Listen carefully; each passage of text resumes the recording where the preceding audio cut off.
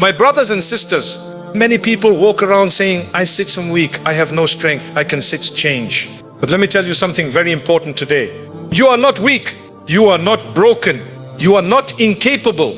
What is happening is simpler and more dangerous. Your nafs is undisciplined, and an undisciplined nafs will convince you that you are powerless while it quietly takes control of your life. If you do not learn to control your nafs, it will decide what you watch, what you delay, what you desire, and what you sacrifice, even your relationship with Allah. And that is why this reminder is necessary.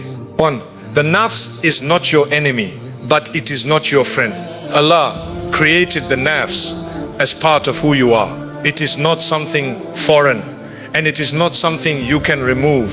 The nafs is not evil by default, and Islam does not teach you to hate yourself. But Islam does teach you to understand yourself. And that understanding begins with recognizing that the nafs is demanding. The nafs always wants what feels easy now, not what benefits you later.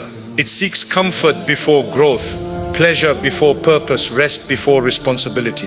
It does not ask whether something will strengthen your relationship with Allah. It asks whether it feels good, whether it feels safe, whether it can be delayed. This is why the nafs becomes dangerous when misunderstood.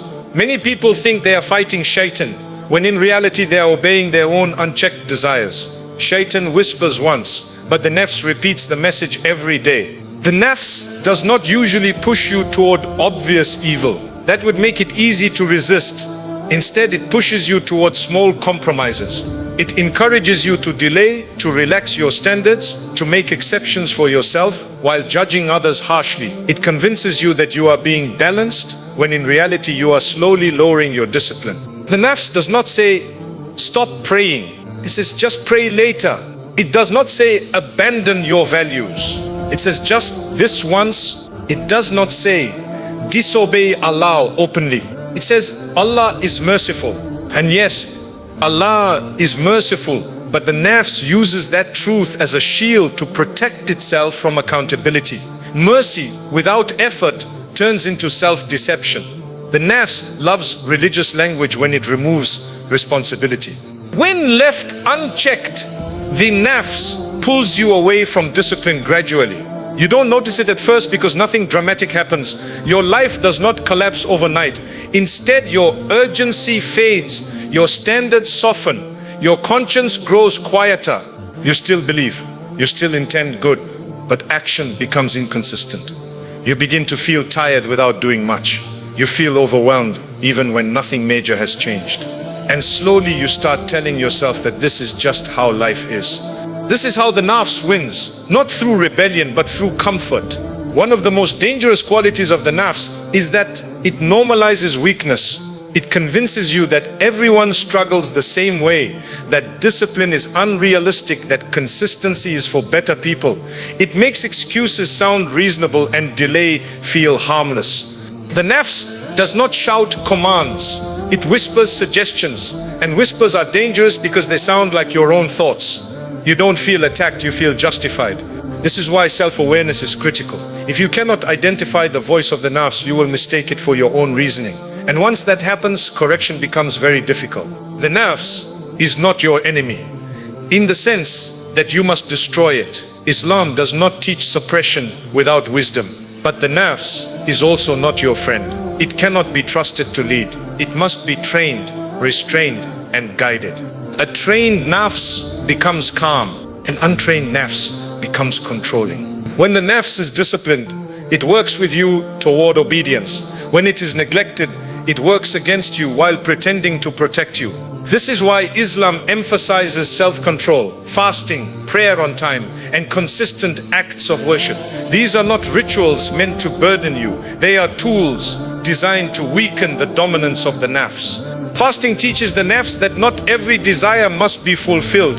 Prayer on time teaches the nafs that Allah comes before convenience. Lowering the gaze teaches the nafs that restraint is strength, not loss. Without discipline, the nafs grows arrogant. It begins to expect obedience from you. And once the nafs expects obedience, it reacts badly to resistance. That is when worship feels heavy, reminders feel uncomfortable, and correction feels insulting. This is not because truth is harsh. It is because the nafs has grown too comfortable. And here is the uncomfortable truth. Many people avoid. If your spiritual reminders irritate you, if discipline feels oppressive, if accountability feels unnecessary, the nafs is already in control. The goal is not to eliminate desire. The goal is to put desire in its proper place.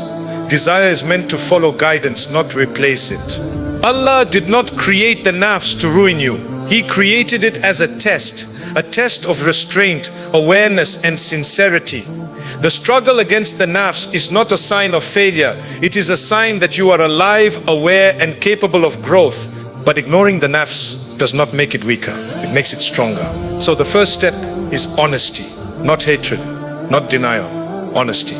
Recognize when the nafs is speaking. Recognize when delay feels reasonable. Recognize when comfort is disguised as balance. Recognize when mercy is being used as an excuse instead of a motivation to return. Because once you see the nafs clearly, it loses much of its power. And once discipline returns, dignity follows. 2.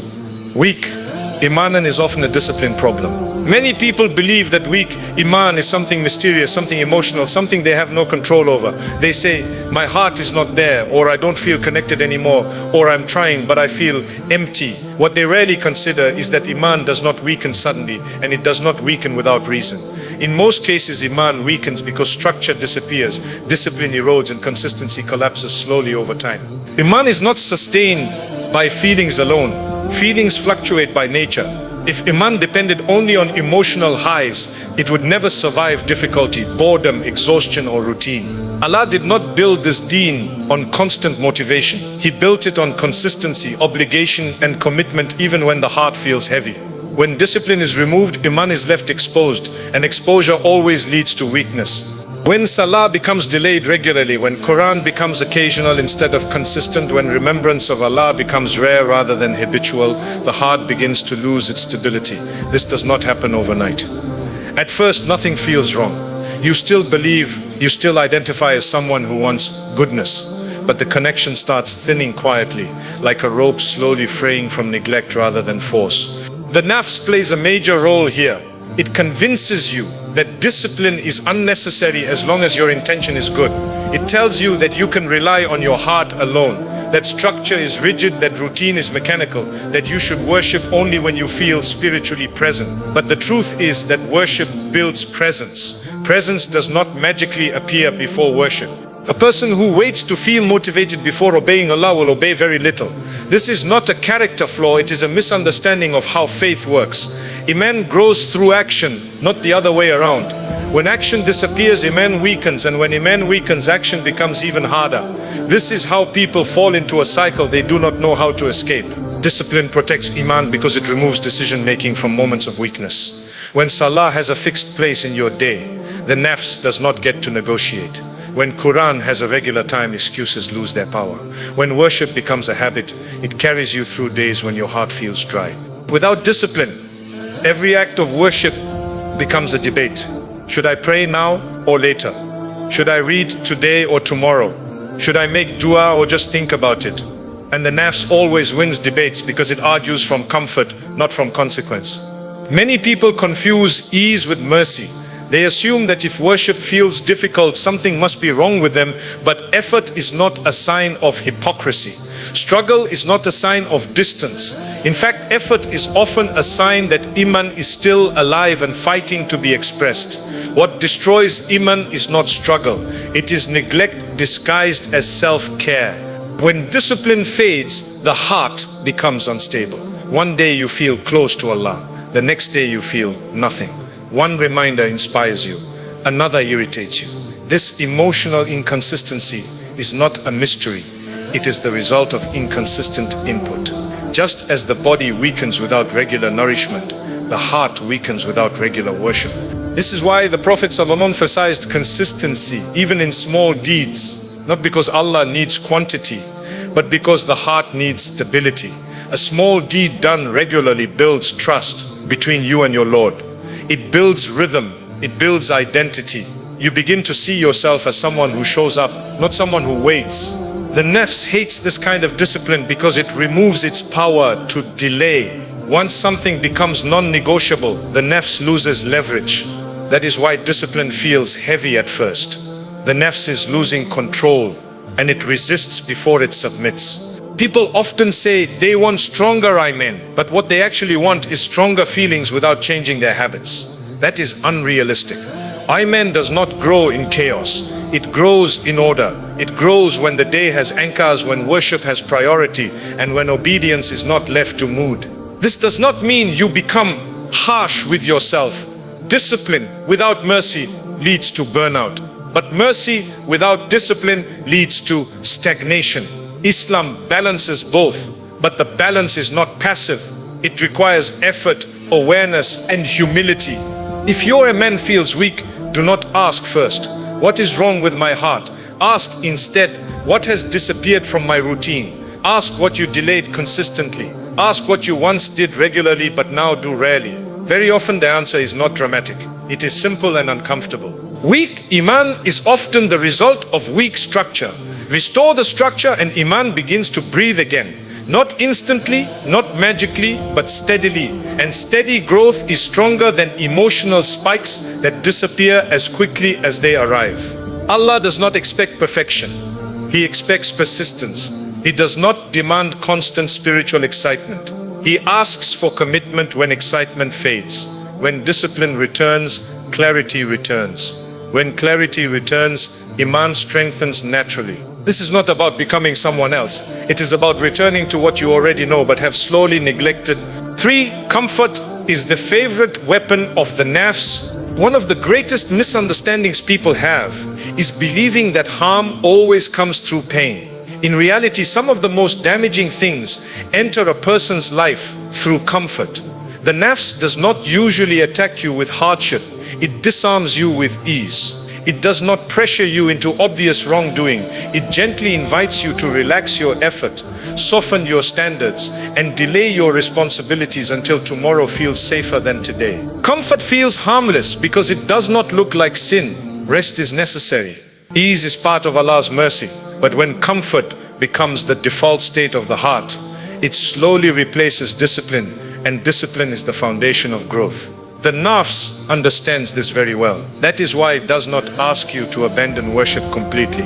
It asks you to make it lighter, shorter, later, and less consistent. The nafs says you deserve rest even when you have done very little. It convinces you that you are exhausted when the exhaustion is not physical but spiritual.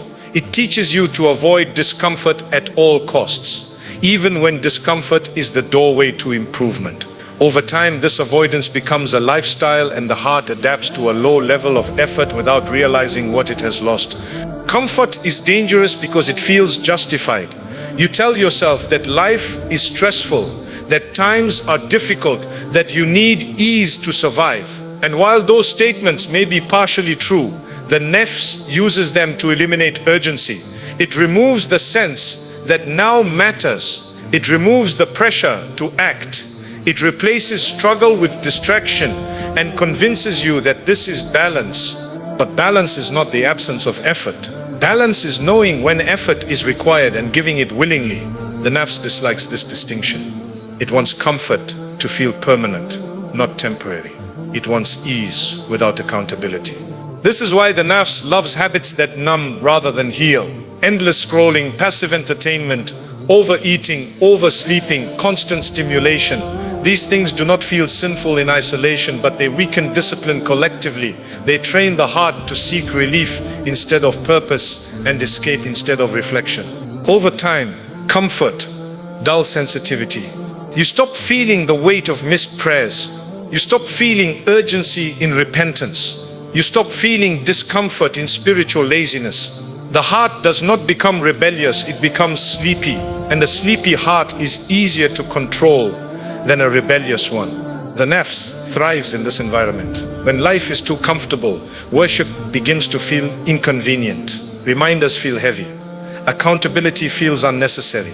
You begin to see effort as something extreme rather than normal. You start to admire discipline from a distance, but resist it in practice. This is why many people say they want to change but never do. Comfort has removed the pressure that change requires. When there is no discomfort in staying the same, there is very little motivation to grow. Islam does not reject comfort, but it never allows comfort to lead The believer is taught to be grateful for ease without becoming dependent on it.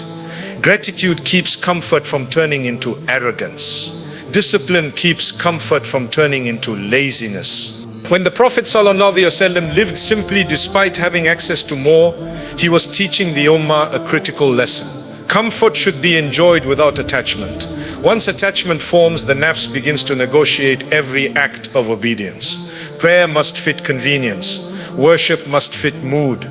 Sacrifice must feel reasonable. But growth is rarely reasonable to the nafs. The nafs resists early mornings, not because they are harmful, but because they interrupt comfort.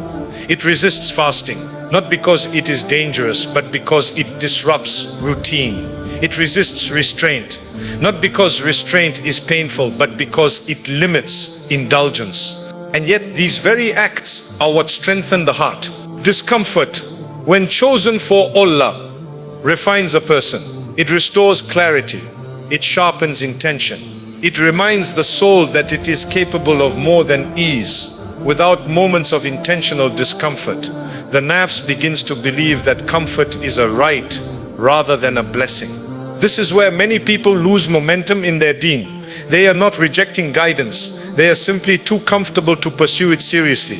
They confuse peace with stagnation and calm with complacency. True peace does not come from constant ease. It comes from alignment. When your actions align with your values, the heart rests even during effort. But when comfort replaces purpose, rest becomes restless. You feel tired despite doing little. You feel empty despite being entertained. You feel distracted despite constant stimulation. This is the sign that comfort has gone too far. The cure is not harshness. It is intentional effort. Small, consistent acts that slightly challenge the nafs restore balance. Praying on time even when it interrupts comfort. Closing the phone when the heart feels numb. Choosing silence over noise. Choosing discipline over indulgence. These choices retrain the nafs. They remind it that comfort is not the leader. They restore hierarchy within the soul, placing obedience above convenience. Allah does not ask you to suffer unnecessarily, but He does ask you to resist unnecessary ease when it weakens your faith. The believer learns to tolerate discomfort for the sake of growth, knowing that temporary effort produces lasting strength. Comfort is not evil, but when it becomes the goal, it quietly steals your potential. And the nafs will always choose comfort unless you teach it otherwise. 4. Delay is the nafs in disguise. One of the most effective strategies of the nafs is not open rebellion, but delay. Delay feels harmless because it does not look like disobedience. It feels neutral. It feels patient. It feels reasonable. And that is exactly why it is so dangerous. When the nafs delays, it keeps you in a state of intention without action, awareness without movement, and guilt without repentance. The nafs rarely says no outright. It says not now. It does not deny the truth. It acknowledges, it agrees with it, and then postpones responding to it. This gives the illusion of sincerity while quietly preventing change. You still believe, you still intend, you still say you will improve, but nothing actually shifts. Delay creates a false sense of safety. You tell yourself that you are not rejecting guidance, you are just waiting for a better time, a calmer period, a more stable routine, a moment when life feels less demanding. But life does not pause for spiritual readiness. There will always be another responsibility, another distraction, another excuse ready to take the place of effort. The nafs understands this very well. That is why it does not push you to abandon prayer completely. It pushes you to pray later. It does not push you to stop repenting. It pushes you to repent tomorrow. It does not push you to reject growth. It pushes you to postpone it until conditions feel perfect. But perfection is the enemy of progress, and the nafs knows that conditions will never be ideal. Waiting becomes a habit, delay becomes a pattern, and eventually delay becomes a personality trait. One of the most tragic effects of delay is that it numbs urgency. The heart loses its sense of immediacy. The reminder that once shook you now passes through without movement. The guilt that once drove you to change becomes a background noise you learn to live with. This is not because the heart has hardened suddenly, but because it has been trained to ignore its own signals. Delay also creates a dangerous illusion of control. You begin to believe that you can return whenever you choose, that repentance is always available on demand, that obedience can be resumed at will. While Allah's mercy is vast, this assumption is risky. The ability to return is itself a blessing, and blessings are not guaranteed when repeatedly neglected. Many people intended to change but never did, not because they rejected Allah, but because they kept delaying obedience until the opportunity passed. Hearts do not harden overnight. They harden through repeated postponement of truth. The nafs disguises delay as wisdom. It says you should wait until you are more sincere, more focused, more knowledgeable. It convinces you that half-hearted effort is worse than no effort at all. This is a lie. Imperfect action is better than perfect intention that never becomes reality. Allah does not require immediate perfection. He requires immediate response. When awareness comes, action must follow, even if the action is small. Delay severs that connection. It teaches the heart that awareness does not require obedience, and that is a very dangerous lesson to internalize. Another effect of delay is erosion of trust within the self. When you repeatedly promise yourself change and fail to act, you begin to lose confidence in your own intentions. You stop taking your own resolutions seriously. This leads to a quiet form of despair where you no longer believe you are capable of consistency. The nafs benefits greatly from this state. A person who no longer trusts their ability to change is easier to control. They settle for intention instead of effort. They accept stagnation as realism. They lower expectations and call it humility. But this is not humility. It is surrender to delay. Islam teaches urgency for a reason. The Quran repeatedly calls people to hasten toward forgiveness, toward goodness, toward remembrance. This urgency is not meant to create anxiety. It is meant to protect the heart from procrastination. When you act quickly upon guidance, the nafs has less time to interfere. The longer you wait, the stronger the resistance becomes. What felt easy to correct yesterday feels heavy today. What felt possible last year feels unrealistic now. Delay compounds difficulty. This is why small immediate action is so powerful. It interrupts the nafs. It breaks the cycle of postponement. It restores momentum. Even a single step taken promptly is better than a perfect plan delayed indefinitely. The nafs will always argue for later. It will always suggest that now is not ideal. It will always promise that you will feel more ready in the future. But readiness does not come before action. It comes because of action.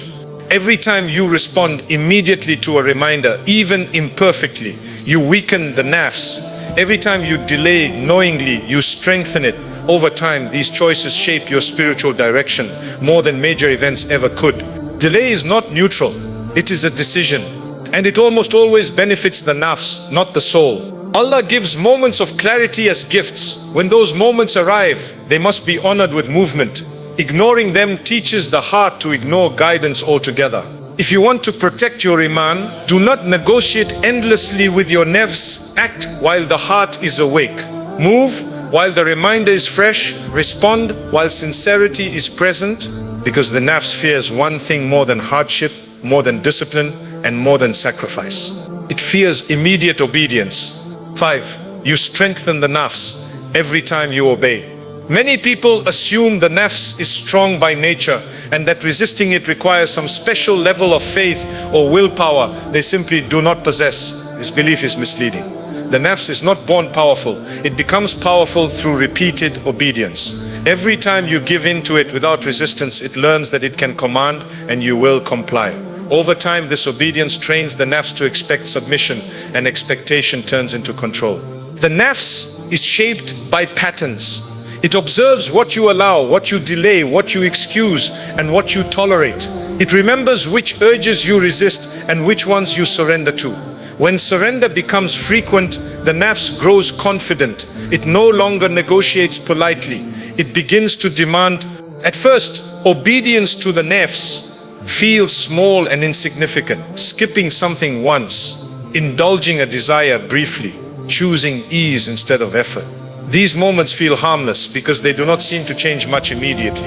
But the nafs does not measure impact in moments. It measures momentum. Each time you obey the nafs, you reinforce a pathway in the heart. You teach yourself that comfort overrides conviction. that desire overrides discipline, that short-term relief is more important than long-term growth. This teaching does not remain isolated. It spreads. Soon the same obedience appears in other areas. Delay becomes easier, excuses become quicker, resistance feels heavier. What once felt like a conscious choice becomes an automatic reaction. This is how control develops quietly.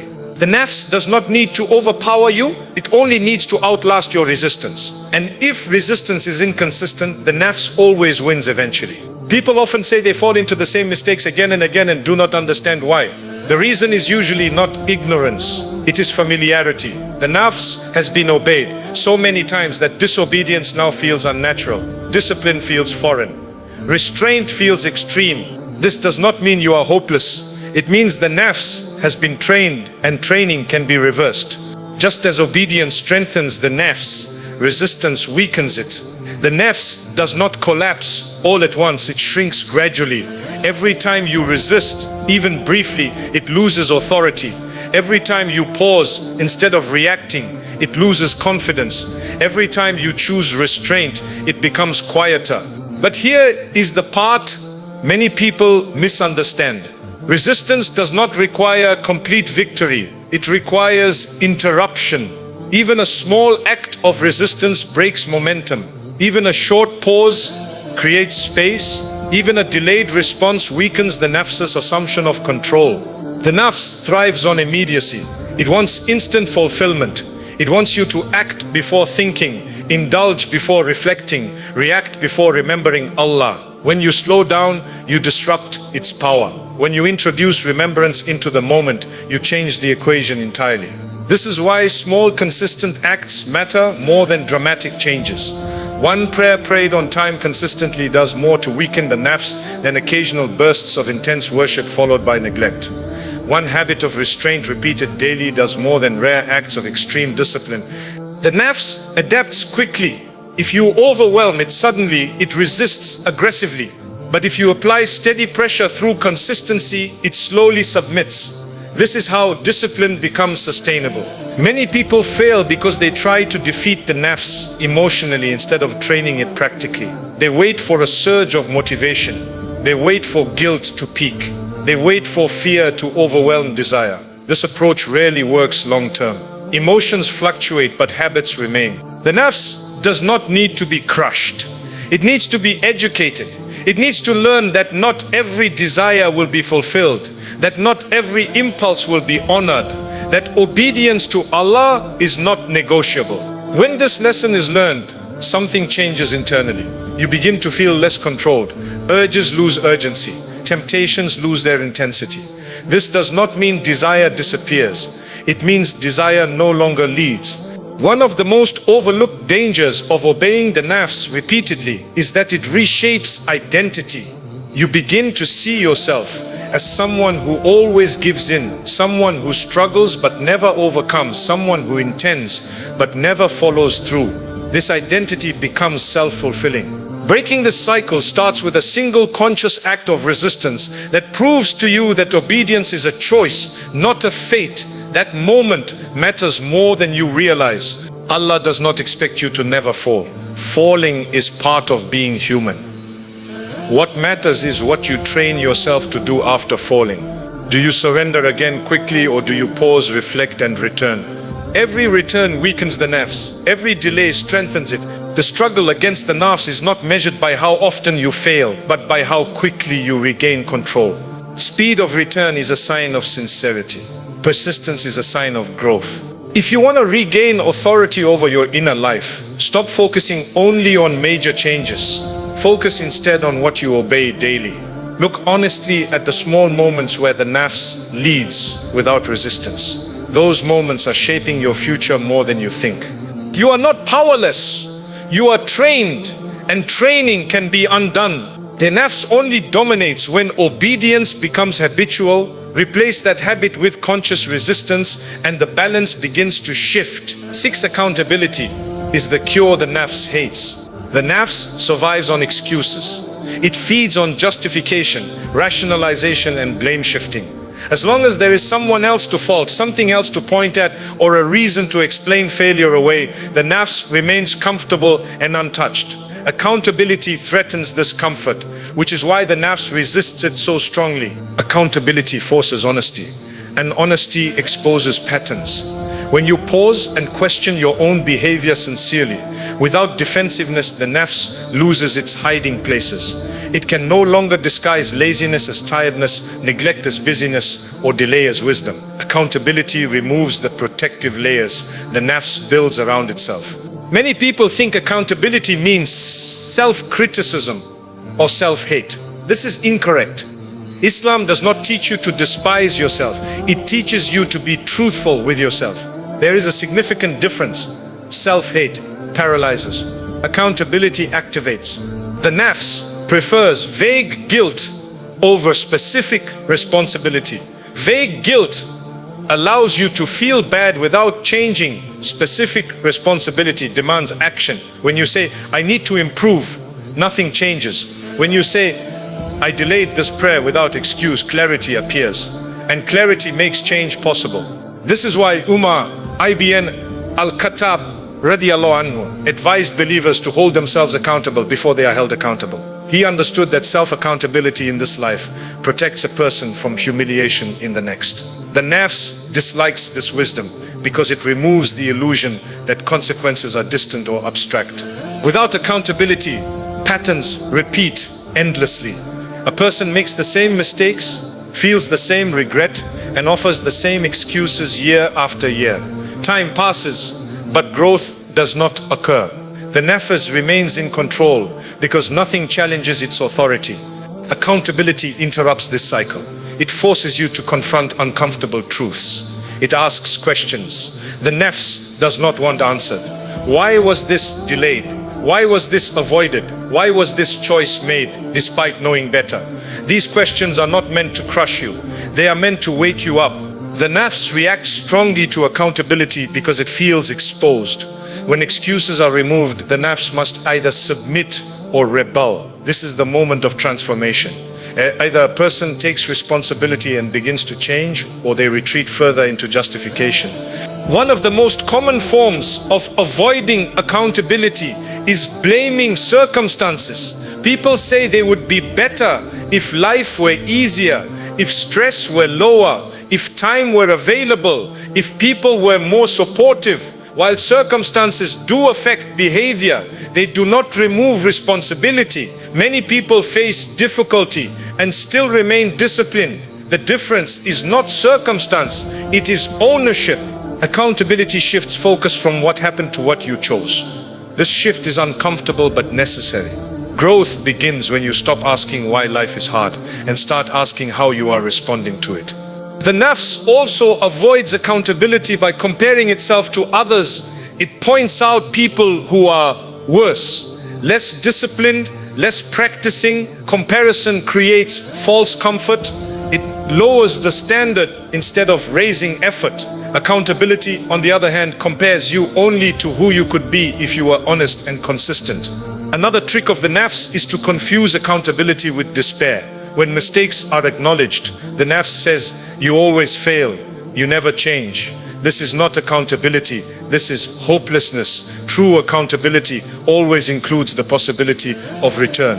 It recognizes error without erasing hope. Allah's mercy does not remove responsibility.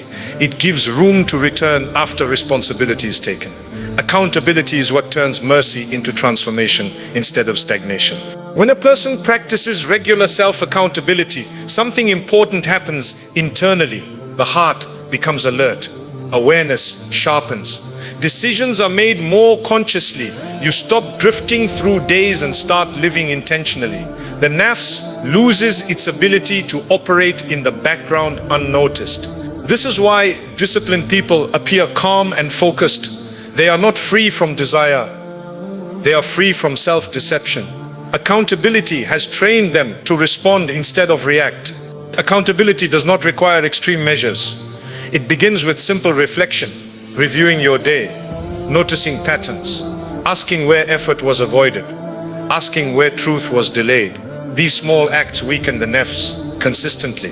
The nafs fears accountability because it leads to change. Change threatens comfort. Comfort protects control. This is the cycle accountability breaks. A person who refuses accountability may feel temporarily comfortable, but over time they lose direction. A person who accepts accountability may feel uncomfortable initially, but they regain control of their life. Islam encourages reflection not to burden the believer, but to protect them. A heart that reflects regularly does not drift far. A soul that questions itself sincerely does not remain lost. You do not need to announce your accountability to others. This struggle is internal. What matters is that you stop lying to yourself. When honesty replaces excuse, discipline becomes possible again. The nafs cannot survive sustained accountability. It either submits or weakens. And once it weakens, obedience becomes lighter, not heavier. Accountability is not punishment. It is guidance turned inward. 7. Discipline is an act of worship. Many people think of discipline as a personality trait. They believe some people are simply born disciplined while others are not. This belief quietly excuses neglect and removes responsibility. In reality, discipline in Islam is not about temperament. It is about intention. When discipline is practiced for Allah, it becomes an act of worship, not a burden of character. Discipline is choosing obedience when convenience pulls you in another direction. It is not loud, dramatic, or visible. Most of the time, discipline happens quietly, in moments no one sees. It happens when you wake up while your body resists. It happens when you stop yourself, even though you could continue. It happens when you choose Allah without applause. This is why discipline carries so much weight in the sight of Allah. It is sincerity without witnesses. It is obedience without validation. It is effort offered purely for His sake. The nafs dislikes discipline because discipline establishes order, and order removes chaos, excuses, and emotional instability. When discipline enters a person's life, the nafs no longer controls timing, priorities, or reactions. Discipline creates structure, and structure creates strength. Many people fear discipline because they associate it with harshness. They imagine rigidity, burnout, and joylessness. But Islamic discipline is not about punishment. It is about alignment. When your actions align with your beliefs, the heart finds peace even during effort. A disciplined believer does not worship because it feels easy. They worship because it is right. And over time, something surprising happens. What once felt heavy becomes lighter. What once felt forced becomes natural. What once required effort becomes part of identity. This transformation does not happen instantly. Discipline does not reward immediately. It rewards consistently. The nafs demands instant gratification. Discipline offers delayed peace, and delayed peace is far more stable than temporary comfort. Discipline trains the soul to tolerate discomfort without panic. It teaches you that difficulty does not mean danger and effort does not mean harm. This lesson is crucial because many people abandon growth the moment discomfort appears, assuming something is wrong. But discomfort is often the sign that growth has begun. When discipline is practiced sincerely, it reshapes priorities. You stop organizing your life around mood and start organizing it around meaning. You stop asking what you feel like doing and start asking what is required of you. This shift restores dignity. You feel less reactive and more grounded. Discipline also protects sincerity. When worship depends on emotion, it becomes unstable. When worship depends on discipline, it becomes reliable. And reliability is beloved to Allah. The Prophet ﷺ emphasized consistent actions, even if small, because consistency builds trust between the servant and their Lord. Trust is built through showing up repeatedly, not through occasional intensity. Discipline is how you show Allah that your commitment is not temporary.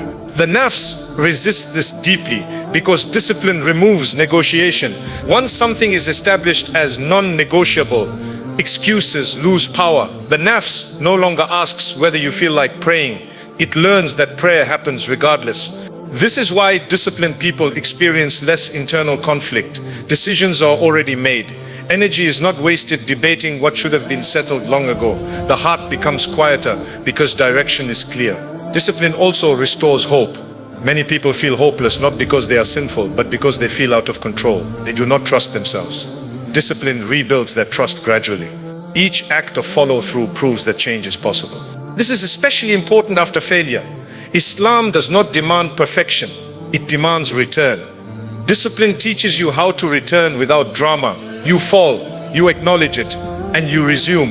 No self-hatred, no despair, just continuation. This is how resilience is built. Discipline is not about eliminating desire. Desire will always exist. Discipline is about placing desire in its proper place. Desire follows guidance, not the other way around. When guidance leads, desire settles. The believer who disciplines their nafs does not become emotionless. They become stable. They still feel joy, sadness, fatigue, and temptation. But these feelings no longer control decisions. Control returns to consciousness and intention. Allah does not ask you to be someone else. He asks you to become consistent with what you already know. Discipline is the bridge between knowledge and action. Without it, knowledge remains heavy and unused. When discipline becomes worship, effort becomes meaningful, struggle becomes honorable, restraint becomes strength, and the nafs, once loud and demanding, begins to quiet down. Not because it disappeared, but because it learned its place. The ultimate goal is not to dominate yourself with force. It is to guide yourself with purpose. Discipline is not oppression, it is direction. And when discipline is offered sincerely for Allah, it becomes one of the most powerful forms of devotion. My brothers and sisters, this struggle you are facing is not a sign that you are broken. It is a sign that you are human. The nafs was created as a test, not as a curse. But every test has consequences depending on how it is handled. You are not weak. You have never been weak. What has been missing is discipline, consistency, and honest effort. And the moment you accept that, the moment you stop blaming feelings, circumstances, and time, change becomes possible. Do not wait for the nafs to cooperate. It never will. Do not wait to feel ready. Readiness comes after action, not before it. Begin where you are with what you can manage, and return every time you fall without dramatizing your failure. Allah does not expect perfection from you. He expects sincerity. He does not ask you to defeat the nafs forever. He asks you to keep returning to Him despite it. Every sincere return weakens the nafs and strengthens the soul. Remember this clearly. The nafs grows through neglect, but it shrinks through discipline. Comfort makes it louder. Accountability makes it quieter. Obedience humbles it. Consistency trains it. If you control the nafs, it will serve you.